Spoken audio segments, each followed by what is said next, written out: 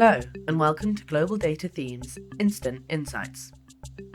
At Global Data, we define a theme as something that keeps a CEO awake at night, as businesses that invest in important themes will succeed, and those that don't will fail. Hello and welcome back to Instant Insights. I'm Sarah Coop and today I'll be talking to thematic analysts Dr. Lil Read and Dan Clarke in the thematic intelligence team at Global Data. We'll be chatting about the impending global battery shortages and the geopolitics of the battery supply chain. Hi Lil, hi Dan, thanks a lot for coming on.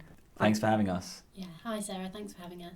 So, Lil, first question for you. What's happening and why should we care about batteries?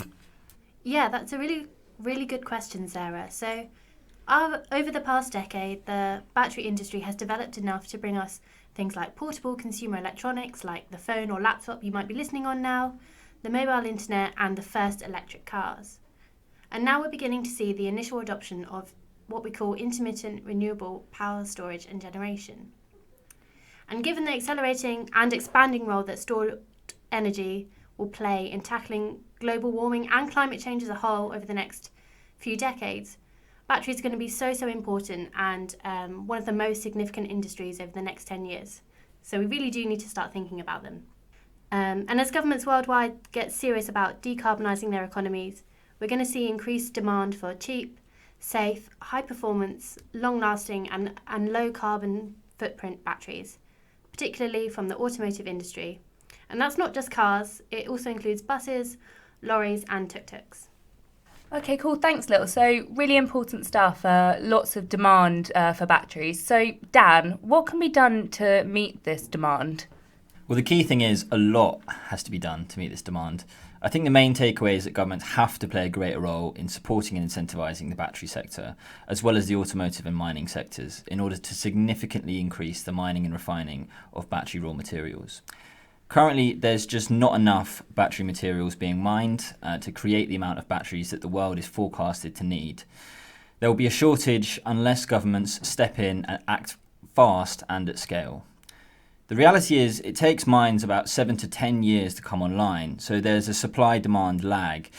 The demand for EVs scales faster than the ability to actually create the supply through mining. As such, the price of battery raw materials has recently skyrocketed. So greater investment is needed to incentivise mining and to bring together the automotive and battery and mining sectors to ensure that we produce enough affordable batteries to make the transition to net zero. And there's a lot to say about geopolitics too. Yeah, definitely. So we know China obviously has a very strong position in mining, refining and cell production as well, with a near monopoly in various stages of the supply chain. Why is this? How could you tell us how this has happened?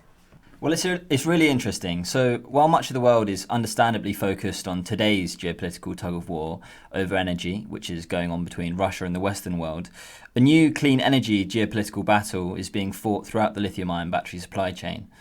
China has acted as both a broker and an investor for its domestic companies across the supply chain.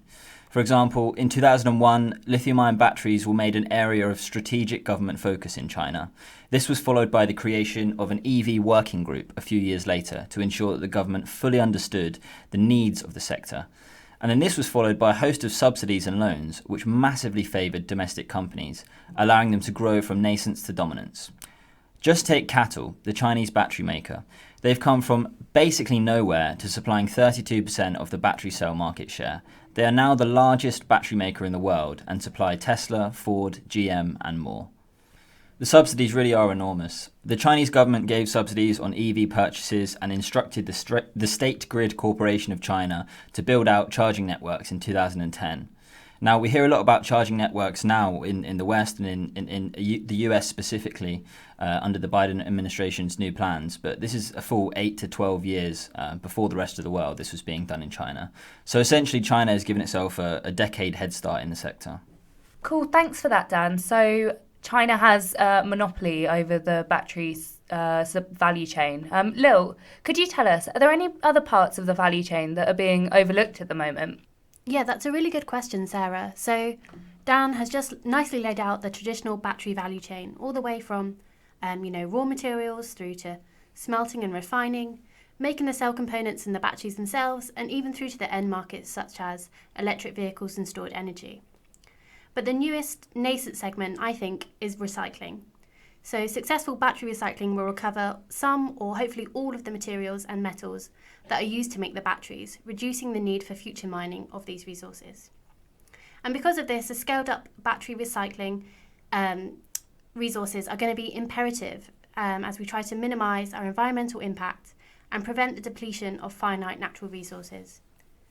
So there's quite a few companies are recognising the necessity and the financial opportunities of battery recycling, with global leaders including Redwood, which was founded by J.B. Straubel of Tesla, and the Swedish battery maker Northvolt.